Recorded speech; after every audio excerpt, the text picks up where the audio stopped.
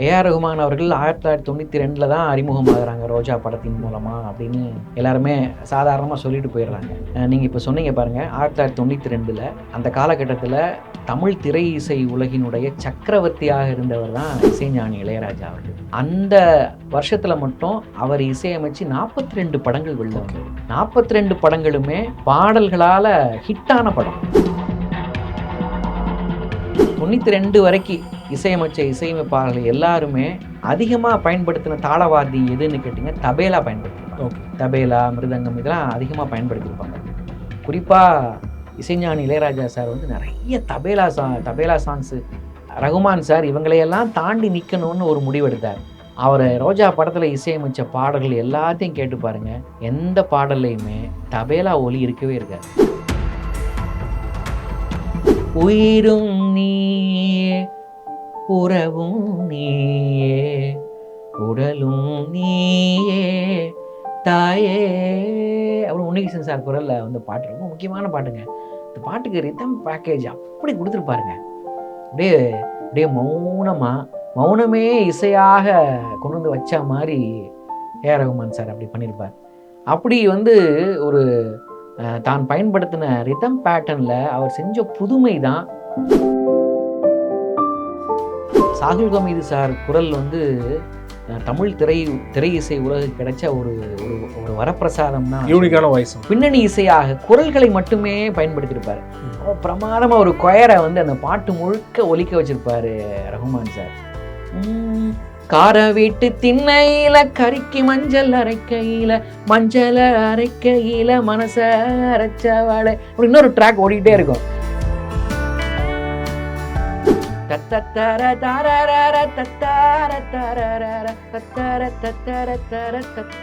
Media circle நேயர்களுக்கு வணக்கம். இன்றைக்கு நம்மோடு நேர்காணலுக்காக இசைக்கலைஞர் உமாசங்கர் அவர்கள் நம்மோடு இணைந்திருக்கிறார். அவரோடு பேசலாம். வணக்கம். வணக்கம். ஏஆர் ரஹ்மான் அவர்கள் பற்றி பேசலாம் நினைக்கிறேன். 1992 தான் ரோஜா திரைப்படம் மூலமாக அறிமுகமாகறாரு. மணிரத்னம் அவர்கள் தான் அறிமுகப்படுத்துறாரு ஏஆர் ரஹ்மான் அவர்களை. அந்த காலகட்டத்தில் வந்து நிறைய இசையமைப்பாளர்கள் இருந்தாலும் இளையராஜா அவர்களை மீறி யாருமே வந்து பெரிய அளவில் ஷைன் பண்ண முடியல. தேவா அவர்கள் வந்தார், பண்ணிட்டு இருந்தாங்க. ஆனால் பெரிய அளவில் இளையராஜா அவர்களை தாண்டி போக முடியல இல்லையா? ஆமாம். ஏஆர் ரஹ்மான் அவர்கள் வரும்போதே வந்து அந்த வருடத்திலே இளையராஜா அவர்கள் கிட்டத்தட்ட 40க்கும் மேற்பட்ட படங்கள் வெளியாகுது. அதையும் தாண்டி ஏஆர் ரஹ்மான் இசையமைச்ச ரோஜா படம் மிகப்பெரிய அளவில் ஹிட் ஆகுது. அதற்கான காரணம் என்ன சார்?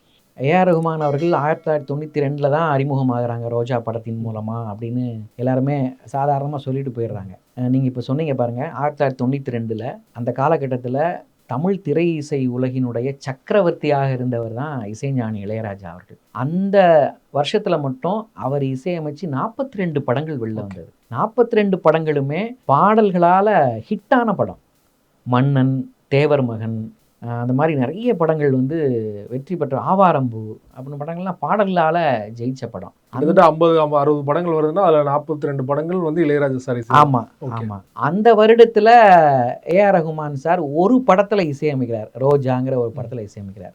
இப்படி யோசிச்சு பாருங்க, 42 படங்கள் ஹிட் ஆனதுக்கு அப்புறமும் அந்த வருஷத்தில் ஒரே ஒரு படத்துக்கு ஹிட் கொடுத்த ஒரு இசைக்கலைஞர் இன்னைக்கு வரைக்கும் இசை புயல்னு எல்லாராலையும் கொண்டாடப்படுறாரு. ஏன் அப்படின்னு கூட நம்ம யோசிச்சு பார்க்க வேண்டியது இருக்குது. அந்த காலகட்டத்தில் இசையமைச்சிட்டு இருந்தவங்க தான் சௌந்தர்யன்கிற இசையமைப்பாளர், எஸ்.ஏ. ராஜகுமார் சார், அப்புறம் வந்து தேவா சார்.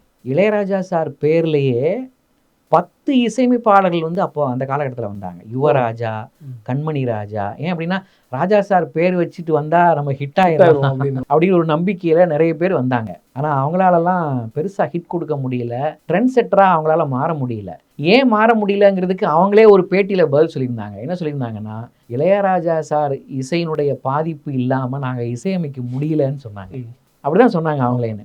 ஆனால் அந்த ஆண்டு ரோஜா படத்தில் இசையமைச்சு இளையராஜா சார் பாதிப்பில்லாத ஒரு இசையை கொடுத்ததுனால தான் ஏஆர் ரஹ்மான் சார் வந்து இசை புயலாக மாறினார் நான் நினைக்கிறேன். நல்ல பாட்டுனாலே இளையராஜா சார் தான் இசையமைச்சிருப்பார் அப்படிங்கிற ஒரு சிச்சுவேஷன்ல தான் வராரு இல்லையா ஏஆர் ரஹ்மான் சார்? ஆமாம் ஆமாம் ஆமாம். 92 ரோஜா திரைப்படத்தில் நீங்கள் கேட்டிங்கன்னா அந்த படத்தில் வந்த பாடல்களை பூரா நீங்கள் கேட்டு பாருங்கள்.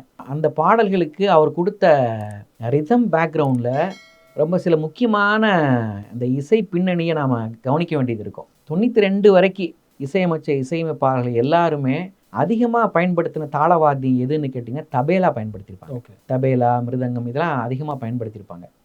குறிப்பாக இசைஞானி இளையராஜா சார் வந்து நிறைய தபேலா சாங்ஸு நிறைய ஹிட்டு கொடுத்துருக்கிறாரு.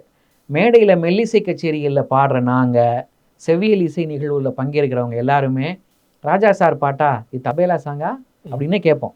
தபேலா சாங்கா இல்லை வந்து வேற பேண்ட் ஒலிக்குமா, வேற ஏதாவது ஒலிக்குமான்னு கேட்போம் நாங்கள். உதாரணம் பாட முடியுமா 2 பாட்டு? இப்போ மன்னன் ஒரு படம் 92 தான் வந்துச்சு. அந்த படத்தில் கூட பாருங்கள் தபேலா மிருதங்கம் பயன்படுத்தி பாட்டு கொடுத்துருப்பாரு.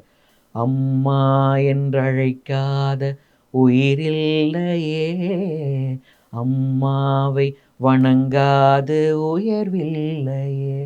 இது தபேலாவில் பயன்படுத்தின பாட்டு தான். தேவர் மகன் படத்தில் கூட ஒரு அது 92 வந்த பாட்டு தான். இஞ்சீடு பழகி மஞ்சச்சேவ பழகி மறக்க மனம் கூடுதில்லையே.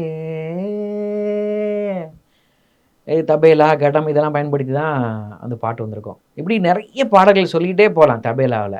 ரகுமான் சார் இவங்களையெல்லாம் தாண்டி நிற்கணும்னு ஒரு முடிவெடுத்தார். அவர் ரோஜா படத்தில் இசையமைச்ச பாடல்கள் எல்லாத்தையும் கேட்டு பாருங்க, எந்த பாடல்லையுமே தபேலா ஒலி இருக்கவே இருக்காது. நான் வரிசையாக அந்த பாட்டு சொல்கிறேன்.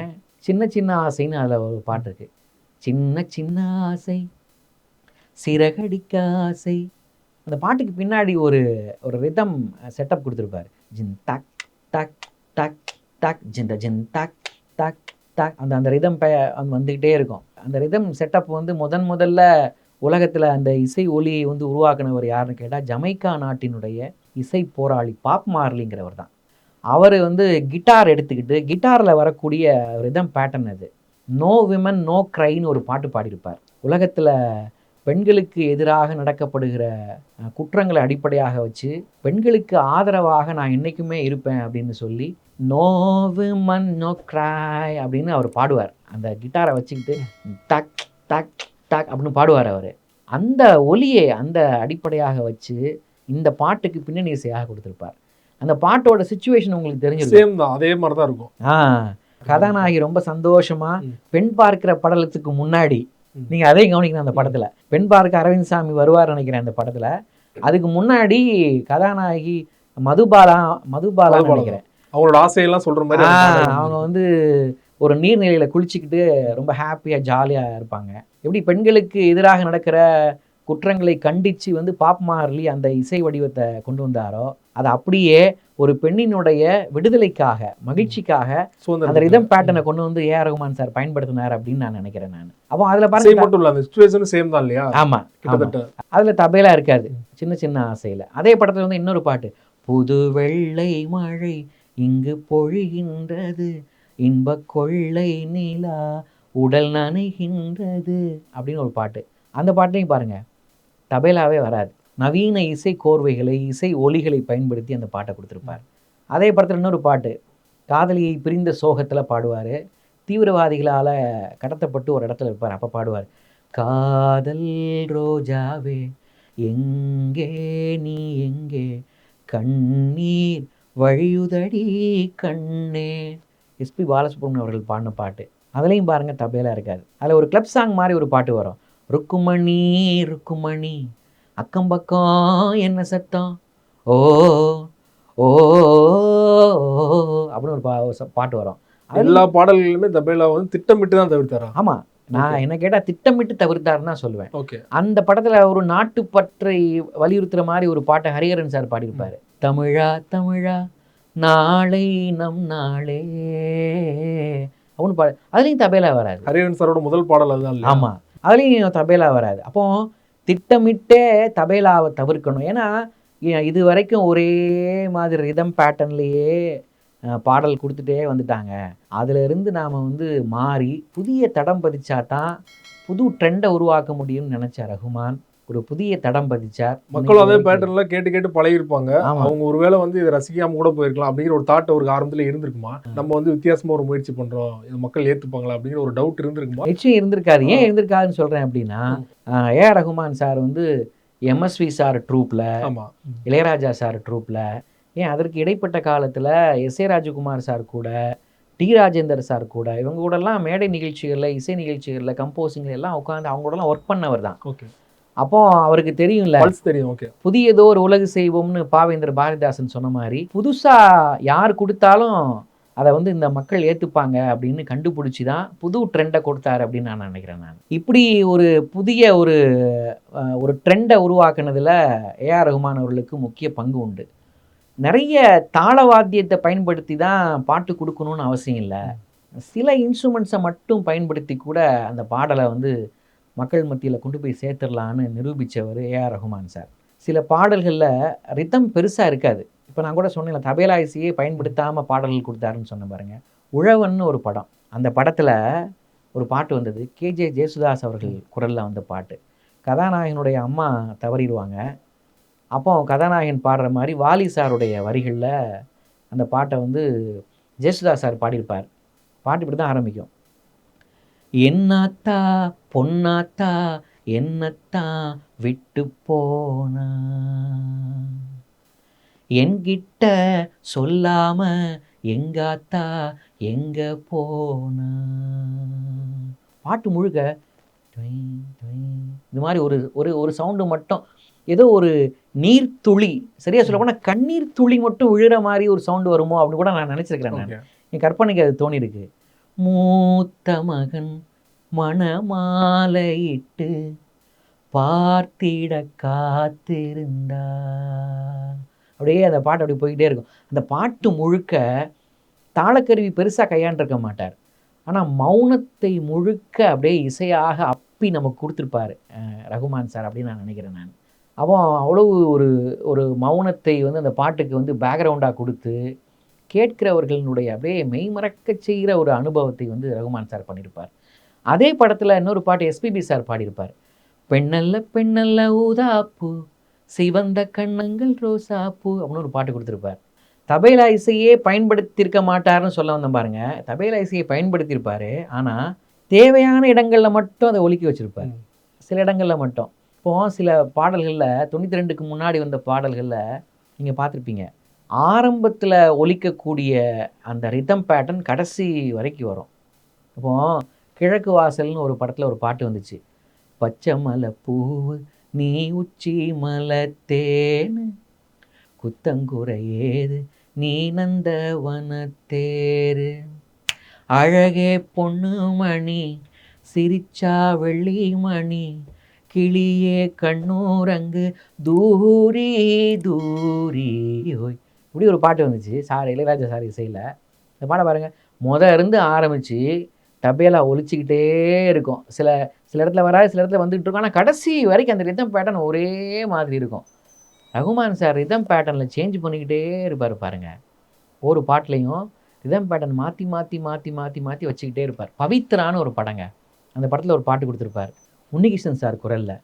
பெண்ணை படைத்தான் மண்ணை படைத்தான் காற்றும் மழையும் ஒளியும் படைத்தான், பூமிக்கு அதனால் நிம்மதியில்லை சாமி தவித்தான் அப்படின்னு அந்த இடத்துல அந்த பாட்டு நிற்கும். ஒரு மௌனம், ஒரு கேப், ஒரு ஸ்பேஸ் வரும் அப்படின்னு. தாயை படைத்தான் உயிரும் நீயே உறவும் நீயே உடலும் நீயே தாயே அப்படின்னு உன்னிகிருஷ்ணன் சார் குரலில் வந்து பாட்டு ரொம்ப முக்கியமான பாட்டுங்க. இந்த பாட்டுக்கு ரிதம் பேக்கேஜ் அப்படி கொடுத்துருப்பாருங்க. அப்படியே அப்படியே மௌனமே இசையாக கொண்டு வந்து வச்ச மாதிரி ஏஆர் ரகுமான் சார் அப்படி பண்ணியிருப்பார். அப்படி வந்து ஒரு தான் பயன்படுத்தின ரிதம் பேட்டர்னில் அவர் செஞ்ச புதுமை தான் இன்னைக்கு வரைக்கும் இசை புயலாக அவரை நம்ம வந்து கொண்டாட வச்சிருக்கு அப்படின்னு நான் பார்க்குறேன். இப்போ உன்னிகிருஷ்ணன் சார் பற்றி பேசுனீங்க, குறிப்பாக நிறைய படங்களில் காமெடி காட்சிகளோடு வரும், ஒரு நல்ல பாடுறவங்க பார்த்து ஒரு பெரிய உன்னிகிருஷ்ணன் நினப்பு அப்படிங்கிற மாதிரி தான் உதாரணத்தோடு சொல்லுவாங்க. ஆமாம், அவரே பார்த்தீங்கன்னா ஏஆர் ரஹ்மான் சார் தான் வந்து இன்ட்ரடியூஸ் பண்ணாங்க, காதலன் திரைப்படத்தில் இன்ட்ரடியூஸ் பண்ணுறாங்க. முதல் பாட்டிலே தேசிய விருது அவருக்கு கிடைச்சிருக்கு நினைக்கிறேன். என்ன விலை பாட்டு. அந்த பாட்டு கேட்கும்போது நிறைய பேர் வந்து ஷோலாம் பாடும்போது ரொம்ப கஷ்டமாக இருக்கும். டியூன் போடும்போதே முன்னாடி தெரிஞ்சிருக்கும். பெரிய ஒரு சிங்கரை வச்சு கூட பாடியிருக்கலாம், ஆனால் வந்து புது சிங்கரை வச்சு தேர்ந்தெடுத்ததுக்கு என்ன காரணம் இருக்குன்னு நினைக்கிறீங்க? முக்கியமான ஒரு தகவல் இப்போ நீங்கள் சொன்னீங்க. ஏஆர் ரஹ்மான் சார் செஞ்ச புதுமையில் முக்கியமான புதுமையாக தமிழ் சினிமாவுக்கு கிடைச்ச மிக முக்கிய வரவுகளாக நான் என்ன நினைக்கிறேன் அப்படின்னா, நிறைய புதிய பாடகர்களை அறிமுகப்படுத்தினார். சாகுல் ஹமீதுன்னு ஒரு பாடகரை அறிமுகப்படுத்தினார். உன்னிகிருஷ்ணன் சார் அறிமுகப்படுத்தினார், சங்கர் மகாதேவன் சார், அப்புறம் வந்து ஹரிஹரன் சார். செவ்வியல் இசை கலைஞர்களாக கர்நாடிக் மியூசிஷியன்ஸ் இருப்பாங்களே அவங்கள பூரா கொண்டு வந்து பாட வச்சார் உன்னிகிருஷ்ணன் சார். அப்புறம் வந்து நித்யஸ்ரீ மகாதேவன் அவங்கள பாட வச்சார், பாம்பே அனுராதா ஸ்ரீராம், இவங்களெல்லாம் வந்து முதல்ல லிஸ்ட் போயிட்டே இருக்கும். ஆமாம், பெரிய ஒரு லிஸ்ட். அதுக்காகவே பெரிய ஒரு பாராட்டுகளை வந்து ரகுமான் சாருக்கு சொல்லலாம். அதுவரை கிட்டத்தட்ட ஒரு இளையராஜா சார் மியூசிக்ல பாத்தீங்கன்னா எஸ்பிபி, யேசுதாஸ் ஒரு 5-6 பேர் தான் இருப்பாங்க, நல்லா தாண்டி யாருமே பாட மாட்டாங்க. ஆமா, குறிப்பிட்ட ஒரு இசைக்கலைஞர்கள் தான் தொடர்ந்து பாடிக்கிட்டே வந்தாங்க. அப்போ இதை தாண்டி நிறைய குரல்களை வந்து அறிமுகப்படுத்தினாரு. ஏஆர் ரகுமான் சாரால் அறிமுகப்படுத்தப்பட்ட மிக முக்கியமான இசைக்கலைஞர் தான் உன்னிகிருஷ்ணன் சார். உன்னிகிருஷ்ணன் சார் வந்து ஒரு பிரபலமான கர்நாடக சங்கீத பாடகர். இந்த கர்நாடக சங்கீத பாடகரை அறிமுகப்படுத்தும் போது அவர் வாய்ஸ் ட்ரெண்டுக்கு தகுந்த ஒரு டியூன் கொடுக்கணும்னு எவ்வளோ மெனக்கெட்டிருப்பார்னு நான் புரிஞ்சுக்கிறேன். நான் ஒரு இசைக்கலைஞராக புரிஞ்சுக்கிறேன். நான் கேதாரம் அப்படிங்கிற ஒரு ராக சாயலை அடிப்படையாக வச்சு உருவாக்கப்பட்ட பாட்டு தான் அந்த காதலன் படத்தில் வந்த என்னவளே அப்படிங்கிற பாட்டு. அந்த பாட்டை ஒரு சாதாரண இசைக்கலைஞரால் வந்து பாடிட முடியும்னு நான் நம்பலை. இந்த பாட்டினுடைய சரணத்தில் ரொம்ப நுட்பமான ஒரு டியூனை கொடுத்துருப்பார். காத்திருந்தால் எதிர்பார்த்திருந்தால் ஒரு நிமிஷமும் வருஷமடி, கண்கள் எல்லாம் என்னை பார்ப்பது போல் ஒரு கலக்கமும் தோன்றுதடி. அந்த டியூனில் பாருங்க, காத்திருந்தால் எதிர்பார்த்திருந்தால் ஒரு, இது வரைக்கும் அந்த பாட்டை வெஸ்டர்ன் கிளாசிக்கலாக வந்து கம்போஸ் பண்ணியிருப்பார். பிளேன் நோட்டாக பாடணும். த த த த த த த த வெஸ்டர்னா ஃப்ளாட் நோட்டாக தான் போயிட்டே இருக்கும். அங்கே பாருங்கள், காத்திருந்தால் எதிர்பார்த்திருந்தால் ஒரு நிமிஷமும் வருஷமடி. அடுத்தது பாருங்க, கண்கள் எல்லாம் என்னை பார்ப்பது போல் ஒரு கலக்கமும் தோன்றுதடி. அப்படியே ஒரு தமிழ் இசை கர்நாடக இசை வடிவில் உடைய உள்ளுக்குள்ள அந்த அந்த டியூனை மிக்ஸ் பண்ணுவார் பாருங்க. இது சொர்க்கமா நரகமா சொல்லடி உள்ளபடி. அப்படி வரும்போது அந்த சொர்க்கமாக பாடும்போது பிளேனாக பாடணும், நரகமாக பாடும்போது ஒரு ஒரு ஒரு விதமான டைப்பில் பாடணும்னு அந்த ஒரு டியூனுக்குள்ளே அவ்வளவு டைமென்ஷன் வச்சு வந்து பாடியிருப்பார். அந்த கம்போஸ் பண்ணியிருப்பார். ரொம்ப அழகாக உன்னிகிருஷ்ணன் சார் வந்து அதை ப்ரொடியூஸ் பண்ணியிருப்பாங்க. அந்த டியூனை ப்ரொடியூஸ் பண்ணியிருப்பாங்க, ரொம்ப அழகாக பண்ணியிருப்பாங்க. அதுக்கு தேசிய விருது கொடுத்தது வந்து சால பொருத்தமானதுன்னு நான் நினைக்கிறேன். நான் அப்படி ஒரு பாட்டு அது. நிறைய சிங்கர்ஸ் வந்து அறிமுகப்படுத்தின பேர் குறிப்பிடும் போது சாகுல் ஹமீது அவர்கள் பற்றி நீங்கள் குறிப்பிட்டீங்க. ஆமாம், ஜென்டில்மேன் படத்தில் வந்து அந்த பாட்டு இப்போ வரை கூட எல்லாருக்கும் உசிலம்பட்டி பெண்குட்டி மறக்க முடியாது. ஆமாம், திருடா படத்துல குறிப்பா இந்த பாட்டை பத்தி பேசியே ஆகணும். ராசாத்தி அந்த பாட்டுல வந்து இசைக்கருவிகளே பயன்படுத்தாம ஒரு பாடிருப்பாங்க அந்த பாட்டை. இப்ப கேட்கும்போது கூட வந்து அதுல இசைக்கருவிகளே பயன்படுத்திருக்க மாட்டாங்களா அப்படின்னு வந்து நிறைய பேர் தெரியாது. நிறைய வாட்டி கேட்கும்போது தான் நமக்கே தோணும், ஓகே ஒன்லி சிங்கர் மட்டும் தான் பாடிக்கிட்டு இருக்காரு, ஹம்மிங் மட்டும் தான் வரும் அப்படின்னு சொல்லிட்டு. அந்த பாடல் பத்தி உங்களோட கருத்து? ரொம்ப முக்கியமான பாட்டு அந்த பாட்டு. திருடா படத்துல சாகுல் ஹமீது சார் குரல் வந்து தமிழ் திரை இசை உலகுக்கு கிடைச்ச ஒரு ஒரு ஒரு வரப்பிரசாதம் தான். யூனிக்கான வாய்ஸ். ஓகே, ஆமாம், ரொம்ப தனித்தன்மையான ஒரு குரல். ரொம்ப நாள் நம்மகிட்ட இல்லாமல் போயிட்டாங்களே அப்படிங்கிற ஒரு வருத்தம் எல்லாருக்குமே உண்டு. உழவன் படத்திலேயே அவருக்கு ஒரு பாட்டு கொடுத்துருப்பார், மாறி மழை பெய்யாதோ மக்க பஞ்சம் தீர அப்படின்னு ஒரு அந்த பாட்டுக்கு இடையில வரக்கூடிய சில வரிகளை வந்து ஜிவி பிரகாஷ் பாடியிருப்பார். அப்போ ஜிவி பிரகாஷ் ரொம்ப சின்ன பையன், அவர் வந்து ஒரு ஹம்மிங் கூட அதில் பாடியிருப்பார் அந்த பாட்டில். அந்த பாட்டில் இருந்தே வந்து தமிழ் சினிமாவில் எல்லோராலும் வந்து மிக பெருமையாக கொண்டாடப்பட வேண்டிய ஒரு குரல் அப்படின்னு அடையாளப்படுத்தப்பட்டவர் தான் நம்ம சாகுல் ஹமீது சார். அந்த பாடலுக்கு எப்படி அவரை தேர்ந்தெடுத்தார் நினைக்கிறீங்க? ஏன்னா ஒரு இசைக்கருவே பயன்படுத்தாமல் இருக்கிறதுனா ஒரு ஃபெமிலியரான வாய்ஸ் தேவையில்லை இல்லையா? ஆனால் அந்த வாய்ஸ் எப்படி எதனால் வந்து அவரை தேர்ந்தெடுப்பார் நீங்கள் நினைக்கிறீங்க? அது அந்த பாட்டு பார்த்தீங்கன்னா கிட்டத்தட்ட உச்சஸ்தாயில் பாடக்கூடிய ஒரு பாட்டு. சாகுல் ஹமீது சார் குரலுக்கு உச்சஸ்தாயில் பாடக்கூடிய பாடல் எல்லாமே ரொம்ப பொருந்தும். அதில் நிறைய இந்த தமிழ் இசை உலகில் பாடக்கூடிய இந்த விருத்த பாணியிலேயே அமைஞ்சிருக்கும் அந்த பாட்டு இப்படி ஆரம்பி, ராசாத்தி என் உசுறு என்னதில்லை, பேக்கிங் வோக்கல் வந்துகிட்டே இருக்கும் பாருங்க, நீ போனா என் உடம்பு மண்ணுக்குள்ள அப்படின்னு அந்த பின்னணி இசையாக குரல்களை மட்டுமே பயன்படுத்தியிருப்பார். பிரமாதமாக ஒரு கொயரை வந்து அந்த பாட்டு முழுக்க ஒலிக்க வச்சிருப்பாரு ரகுமான் சார். கார வீட்டு திண்ணையில கறிக்கு மஞ்சள் அரைக்கையில மஞ்சள் அரைக்கையில மனச அரைச்சவளை அப்படி இன்னொரு ட்ராக் ஓடிட்டே இருக்கும். தத்தர தாரர தத்தார தரர தத்தர தத்தர தர தத்தா தரர அப்படின்னு போயிட்டே இருக்கும்.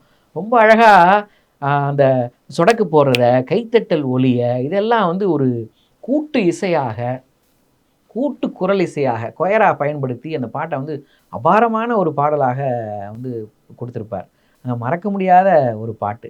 தமிழ் திரை இசை உலகில் மிக அபூர்வமான மெட்டுக்கல்ல வந்து வந்திருக்கு அப்படின்னா இந்த பாட்டை நம்ம வந்து ஒரு 10 பாடலை பெஸ்ட் சாங்காக இதை நான் சொல்லுவேன். நான் காதல் படத்தில் கூட எஸ்பிபி அவர்களும் பிரபுதேவா அவர்களும் ஒரு பாட்டில் ஆடுவாங்க. அந்த பாட்டில் கூட பார்த்தீங்கன்னா அந்த தவில் கலைஞர் வந்து ஒரு பேட்டி கொடுத்துருப்பாங்க. ஆமாம் ஆமாம். இன்னும் வர சொல்லிட்டாங்க, வர சொல்லிட்டு வந்து ரொம்ப நேரம் இருக்கும் போல நினச்சேன். ஆனால் பார்த்தீங்கன்னா டாக் டாக் ஒரே இதுதான் அடிப்பேன். பாடல் ஃபுல்லாக அது வந்துக்கிட்டே இருக்கும். அவருக்கு வந்து டபுள் பேமெண்ட் கொடுத்து அனுப்புங்க அப்படின்னு சொல்லிட்டு ஹாப்பி ஆகிட்டார் அப்படின்னு சொல்லிட்டு அவர் சொல்லியிருப்பாங்க. ஆமாம் ஆமாம். அதுமே முக்கியமான ஒரு டியூன் அது. காதலிக்கும் பெண்ணின் கைகள் தொட்டு நீட்டினால் சின்ன தகரம் கூட தங்கம் தானே ததன் ததன் அப்படின்னு தவுளி பயன்படுத்தியிருப்பாரு. பிரமாதமாக இருக்கும். அதான் அவரை வந்து ஒரே ரிதம் பேட்டர்னா இல்லாமல் எங்கெங்கே எதை வைக்கணும், இதை இங்கே மட்டும் வச்சா போதும் அப்படின்னு ஒரு இசை கலவையை உருவாக்குனதில், சவுண்ட் சிஸ்டத்தில் உருவாக்குனதில் ரொம்ப பெரிய கை தேர்ந்தவர் தான் ரகுமான் அப்படின்னு தான் நம்ம சொல்லணும். இவ்வளவு நாட்கள் தாண்டியும் இப்போ வரைக்கும் வந்து அவரால் ஒரு படத்தில் வெளிவந்த எல்லா பாடல்களையும் ஹிட்டு கொடுக்க முடியுது அப்படின்னா நிஜமாவே ஒரு இசை புயல் தான். கண்டிப்பாக. இன்னைக்கு வந்து ராயன்னு ஒரு படம் வந்திருக்கு. இப்போ ரொம்ப சமீபமாக வந்த படம்.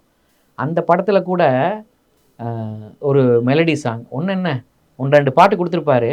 சில பாட்டு ரொம்ப கேட்ட உடனே எல்லாரையும் புல்லரிக்க வைக்கிற மாதிரி பாடலும் கொடுத்துருப்பாருன்னு வச்சுக்கோங்களேன். இன்னைக்கு இசை உலகம் பார்த்தீங்கன்னா ரொம்ப வேகமான பாடலை கேட்குற உலகமாக இருக்குது. ஒரு காலத்தில் பாட்டு எப்படி வந்துச்சு, பாட்டு பாடவா, பார்த்து பேசவா, பாடம் சொல்லவா, பறந்து செல்லவா அப்படின்னு ஏஎம் ராஜா தேனிலவு படத்தில் பாடியிருப்பார். அதே பாட்டை இன்னைக்கு தூக்கி மாற்றி போட்டு ஆல் யுவர் பியூட்டி, அழகு கண்ணாட்டி, ஃபைன் குவாலிட்டி, ஓன் பர்சனாலிட்டி, படித்து பாரு இங்கிலீஷ் பேப்பர் நான் அடி, நான் ஃபேர் அண்ட் லவ்லி போட்டு வந்த சூப்பர் மேன் அடி. இது என்ன பாட்டு நினைக்கிறீங்க, பாட்டு பாடவா, அந்த பாட்டை தான் மாற்றி போட்டாங்க. இப்படி சில பாடல வேக வேகமாக ஓடிட்டு இருக்கிற இந்த காலத்துலேயும் மெலடி கொடுத்தா கேட்பாங்க, நான் ஹிட் பண்ணுவேன்னு நிரூபித்தவர் தான் ஏஆர் ரகுமான் நினைக்கிறேன். ஒரு பாட்டு கொடுத்துருப்பார் ராயன் படத்தில். ஓ குருவியே பாட்டு சொல்ல வருவியா, ஓ அருவியே தூங்க வைக்க விழுவியா, சிறகுகள் முளைக்கும் முன்னே பறக்கணும் கண்ணே, பறக்கிற திசையெல்லாம் ஜெயிக்கணும் கண்ணே, காணும் கனவு எல்லாம் உள்ளங்கையில் வரும், வானமே மண்ணில் வரும் கண்ணே கண்ணே, ஊரும் உறவும் இல்லை, யாரும் துணையும் இல்லை, வேர்வதான் கூட வரும் கண்ணே கண்ணே, தோழி 2 கல்லாக்கு, முதுகெலும்ப வில்லாக்கு, கால்கள் தான் பல்லாக்கு, ராயா ஓ ராயா அவனு ஒரு பாட்டு கொடுத்துருப்பார். இந்த ஹை பிச் முடிஞ்ச உடனே ஓ ராயான்னு ரகுமான் சார் குரல் ஒலிக்கும் பாருங்க. அப்பா அந்த பாட்டு வந்து அந்த வெளியிடப்பட்ட நேரத்தில் அந்த அரங்கம் முழுக்க அந்த ராயா அந்த குரல் வந்து கைத்தட்டு பார்த்தீங்களா, அவ்வளோ நல்லா இருக்கும். ஓ ராயா ஓ ராயா ஓ ராயா அப்படின்னு பாடுவார். அப்படி இன்னைக்கு வரைக்கும் இசையில் புதிய புதிய உத்திகளை கொடுத்துக்கிட்டே இருக்கிறார். அதனால தான் நாம் அவரை இசை புயல்னு கொண்டாடுறோம் அப்படின்னு நான் நினைக்கிறேன். ஏஆர் ரஹ்மான் அவர்கள் பற்றி பல்வேறு இன்ட்ரெஸ்டிங்கான விஷயங்கள் வந்து யாரும் சொல்லாத ஒரு கோணத்தில் வந்து நிறைய விஷயங்கள் எங்களோட பயந்து பண்ணீங்க. மிக்க நன்றி சார். ரொம்ப நன்றி.